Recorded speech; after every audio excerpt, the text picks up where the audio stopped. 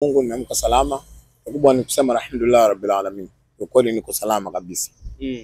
Bana Mikoi Kisugu. Kama nilisema Agosti 8 ligi ilianza 2024 kumradhi, ilikuwa ni 18. Hii 8 ilikuwa ni Simba Day. Nataka tuende moja kwa moja kwenye mchezo uliochezwa jana katika uwanja wa KMC. Simba Sports umeitazama.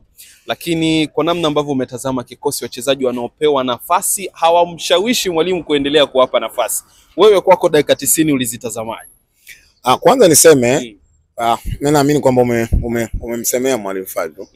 Sababu kwamba yeye hajatamka hadharani kusema kwamba hajashawishika na wale watu ambao wanawapa nafasi. Lakini kikubwa kama ulivyosema, ligi imekwisha. Napongeza sana wachezaji wa Simba, kimsingi wamekwenda kutimiza majukumu yao. Ni kweli lazima nikiri, upande wetu sisi Simba msimu ulikuwa mzuri sana, tofauti na miaka 3-4 nyuma iliyopita. Kuna mwaka huu kuna kitu kikubwa sana kimeongezeka. Lakini pia mchezo wa jana haukuwa mchezo mwepesi, ulikuwa mchezo mgumu, na niliwahi kuzungumza mapema sana. Japokuwa Kagera wametemka daraja, lakini Kagera inabaki kwa ni jina. Ndani ya Kagera kuna wachezaji ambao mimi naamini kwamba wanaamini kwamba mpira ndio maisha yao. Baada ya kutemka Kagera, lakini wachezaji mimi naamini kwamba waliamua kujiweka sokoni. Umeona namna ambavyo performance yao jana Kagera wamekuja wamejitoa, wakiamini kwamba kipindi kinachokwenda ni kipindi ambacho cha usajili. Mtu akicheza vizuri anaweza akapata dili au akapata kazi sehemu nyingine kwenda kuitumikia. Kwa maana katika lugha nyepesi, wachezaji wa Kagera walipambana sana jana ili kuona namna ambavyo wanajiweka sokoni. Kwa hiyo kila mmoja ameona mechi ilikuwa tough, mechi ilikuwa nzuri, lakini kwa yote napongeza timu yetu, kwa maana vijana wetu wa Simba walipambana kuweza kuona namna ambavyo tumepata point 3. Msimu ulikuwa mrefu sana Mikoi Kisugu. Panda shuka zilikuwepo. Wapo ambao waliona hamtakuwa nafasi ya pili, wakaweka nafasi ya 3. Wapo ambao waliona nafasi ya 4, ya 5 inastahili zaidi kwa Simba Sports. Namna ambavyo msimu umekuwa kwa Simba Sports, unadhani ni nini ambacho kimechochea chachu ya yale maendeleo ambayo yamepatikana na kwa surprise wengi ambao hawakutarajia Simba itafika katika hatua ambazo imefanikiwa kufika? Kwanza lazima nikiri kitu ambacho kilichochochea slogan ya Simba kusema Simba nguvu moja. Baada ya watu wote kusimama katika umoja wetu, mimi naamini kwamba ni moja ambayo sababu imekuja kuchochea kuona namna ambavyo msimu wa mwaka huu tumefanya vizuri. Lakini cha pili, mimi naamini kwamba tulikuwa na technical bench bora kabisa, ambalo mimi naweza kudiriki kusema kwamba ni bench bora la Afrika kwa mwaka huu katika bara la Afrika. Kwa hiyo kwamba nakwenda kuzungumzia Simba Sports. Lakini kingine, tulikuwa na wachezaji bora, wachezaji ambao wenye mioyo, wachezaji ambao wenye kujitetea, wachezaji ambao waliamua kwa namna moja au nyingine kujitoa kwa ajili ya Simba. Lakini kikubwa zaidi na cha mwisho zaidi, niwapongeze sana mashabiki wenzangu wa Simba. Tulijitoa kwa namna moja au nyingine, tulijitoa ndani ya mkoa wa Dar es Salaam, tukajitoa nje ya mkoa, na tukajitoa nje ya nchi kwenda kuisupport timu yetu. Mimi naamini kwamba kujitoa kwetu kwa mashabiki, kwa namna ambavyo wachezaji walivyokuwa wanatuona, mimi nafikiri moja ilikuwa inaongeza chachu kwa namna ambavyo wachezaji wanakwenda kupambana. Kwa hiyo yote Jafet, lazima niseme kwetu msimu ulikuwa bora sana. Kwa hiyo niwapongeze wote ambao walioshirikiana katika Simba kufikisha hapa walipofika. Lakini za kipekee lazima niseme nimpongeze sana mwekezaji wetu Mohamed Dewji. Amefanya kazi kubwa, amefanya kazi nzuri. Yeye kama mwenyekiti wa bodi, yeye kama mwekezaji, naamini alikuwa halali usiku, halali mchana, kuhakikisha kila jambo linakwenda vizuri, kila jambo linakwenda sawa. Kama utakuwa na kumbukumbu vizuri Jafet, mwenyekiti wa bodi baada ya kumrudisha dhamira ndani yake akasema kwamba anahitaji Simba kuwa bora katika bara la Afrika. Na ubora wa Simba katika bara la Afrika umeonekana. Mwaka huu ninapozungumza nanyi Wii Sport, kila mmoja anajua Simba ni klabu ya 4 kwa ubora katika bara la Afrika. Kwa hiyo mimi naamini mwenyekiti amefanikiwa kwa namna moja au nyingine. Lakini pia nimpongeze mwenyekiti wa klabu ya Simba Mutaza Mangungu, lakini pia niwapongeze wajumbe wa bodi ya klabu ya Simba. Mimi naamini kila mmoja alifanya kazi yake vizuri, na ndio maana Simba tumefika ambapo tulikofika, ambaye kila mwana Simba naamini atazungumza kama mimi jinsi ambavyo nilivyozungumza. Ule msemo mtaani unasema hatuna deni na wachezaji wa Simba, wamekwenda kutimiza kazi yao vizuri. Ligi kuu soka Tanzania bara inakamilishwa na michezo 30, lakini kwa timu 14 wamefanikiwa kukamilisha. Zimesalia timu 2 tu ambazo zina michezo 29, moja ukiwa mkononi, timu zote kukamilisha michezo 30. Mmejiandaa vipi ninyi kama mashabiki wa Simba Sports Club tarehe 25 siku ya Jumatano? Msalia wa siku moja tu ya kesho Jumanne, siku inayofuata Jumatano ndo siku. Mimi labda nizungumze tu jambo moja Jafet. Sina maandalizi yote nijiandaa. Lakini kubwa mimi nafikiri tuache tuone tarehe 25 imefikaje. Unajua shida iliyopo hapa mbele. Waandishi mnataka kutulisha maneno ambayo sisi hatutaki kuyala hayo maneno. Leo hii umesema ligi imekwisha, Jafet. Tarehe 25 tutakwenda kufanya nini? Nimesema kwa timu 14. Na wapi umeona Jafet ligi inakwisha baada kuna mchezo unaitwa kiporo? Ndio huo sasa dabi ya Kariakoo. Mimi nafikiri wacha tuishi kwenye maneno yako Jafet kwamba ligi imekwisha. Haya ni maneno yangu. Mimi nimesema ligi imemalizika. Sahihi. Mimi nilichosema wacha tuishi kwenye maneno yako kwamba ligi imefanyaje? Imemalizika. Kwa hiyo kama kuna mchezo ambao labda wa kirafiki, kama kuna mchezo ambao wewe unaufahamu, lakini mimi binafsi Jafet leo umenifurahisha, na mimi naishi katika njia ambazo ulizopita kwamba ligi kuu ya NBC imefanyaje? Imemalizika siku jana. Yes. Wacha tuishi huko. Au tunasemaje? Maana mimi nimeona kuiweka sawa ni kusema ligi imetamatika. Na mimi ndio maana nikakubali maneno yako katika namna ambavyo uliweka sawa. Wacha tupite njia hiyo, wacha tuseme ligi imefanyaje? Sasa ligi imemalizika lakini mshindi bado hajapatikana. Kwa maana ya mwenye mamlaka mteue tu mshindi. Na mshindi anapatikana mwenye pointi nyingi ambazo mwingine hawezi kuzifikia. Kwani ukiona msimamo wa ligi nani anaongoza? Basi ape ushindi. Mmeridhia ape ushindi. Ape ushindi. Hao ndio bingwa basi. Kwa tarehe 25 kuna dalili za Kisugu hata siwepo uwanjani. Mimi nimesema timu Kisugu bingwa anapatikana kwa mambo mawili. Aidha ligi kuisha au mmoja kwa na pointi nyingi ambao mtu mwingine hawezi kufanyaje? Kufikia. Jafet ligi imekwisha, nani anaongoza? Young Africans. Apewe ubingwa. Yanga apewe ubingwa. Yes. Kiroho safi. Kabisa wala kama ambavyo wao wanasema wanacheza kiroho safi. Yes, apewe ubingwa. Young Africans. Binafsi. Apewe ubingwa.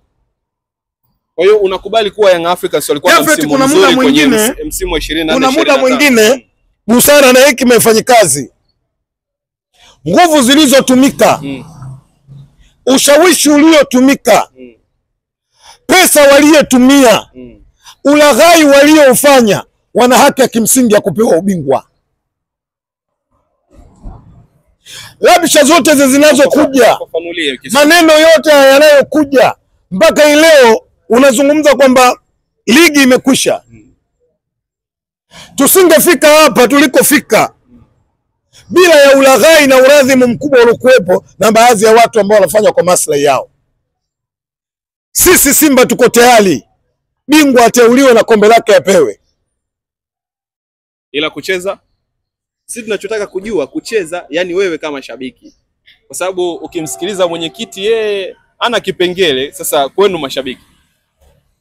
Sisi mashabiki tunasikiliza management ya Simba itakavyoamua, ndio sisi ambao tutakavyofuata. Kwa hiyo wakisema timu inaenda uwanjani, maana umesema bingwa. Sasa kama mtu umempa dhamana, yeye mwenye dhamana anaamua kwamba timu uwanjani, wewe uliyempa dhamana unapinga nini? Kwa lugha nyepesi, Simba itacheza dabi. Kama unasema sawa Jafet, lakini mimi naishi kwenye kauli yako. Wakati unafungua umesema ligi imefanyaje? Imemalizika. Yes.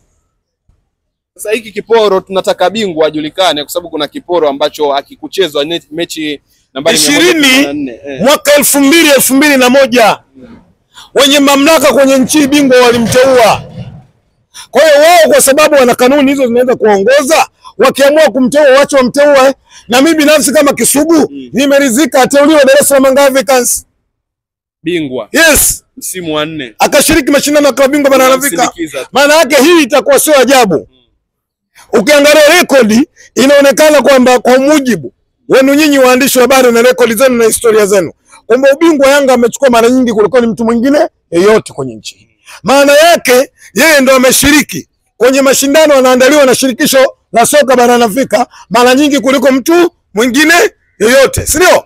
Lakini huyu anayeshiriki mara chache na huyu anayeshiriki mara nyingi, ukenda kwenye takwimu sahihi za wenye mpira wao kwenye bara la Afrika, aliyeshiriki mara chache inaonekana kuna faida kubwa anaipata katika mashindano yanaandaliwa na shirikisho kuliko yule aliyeshiriki mara nyingi. Mwacheni aende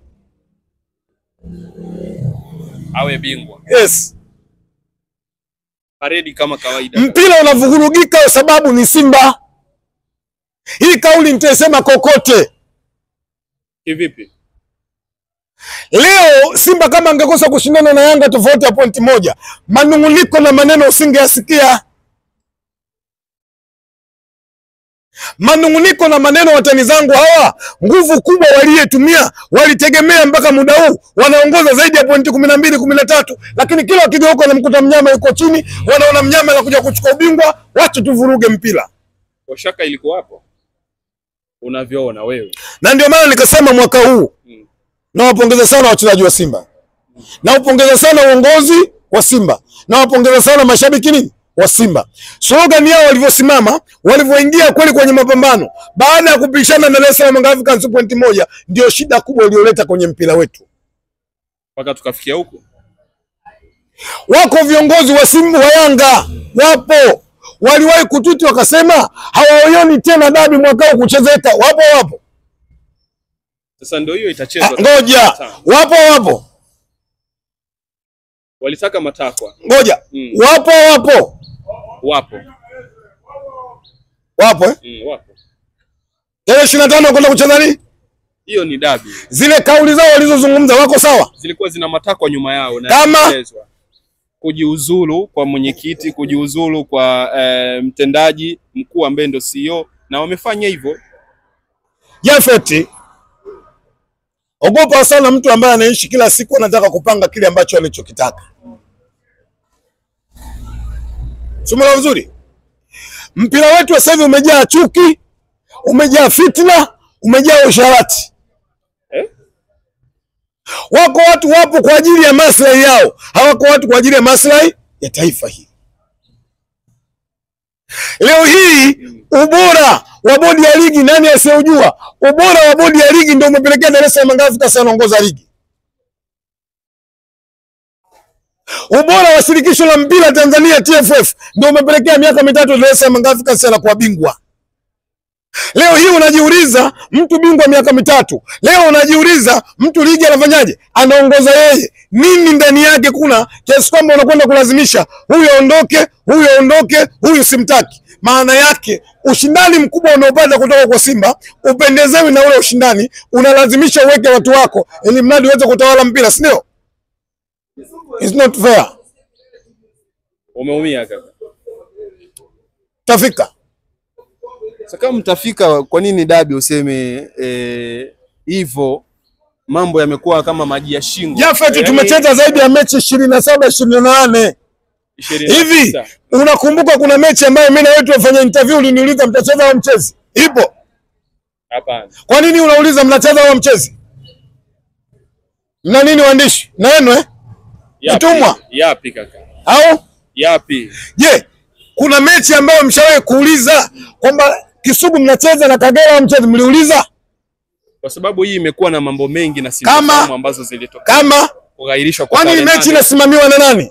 Na bodi ya ligi. Je, kama bodi ya ligi Jafeti, kama kawaida wamesimamia zaidi ya mechi 27 28, ndivyo sivyo?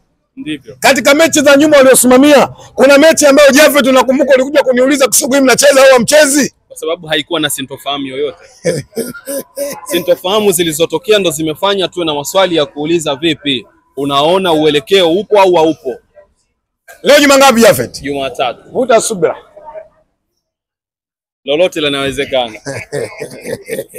Vuta subira. Lolote linawezekana. Vuta subira shekhe. Vuta subira. Tumalize tu tata, lolote linawezekana. Vuta subira.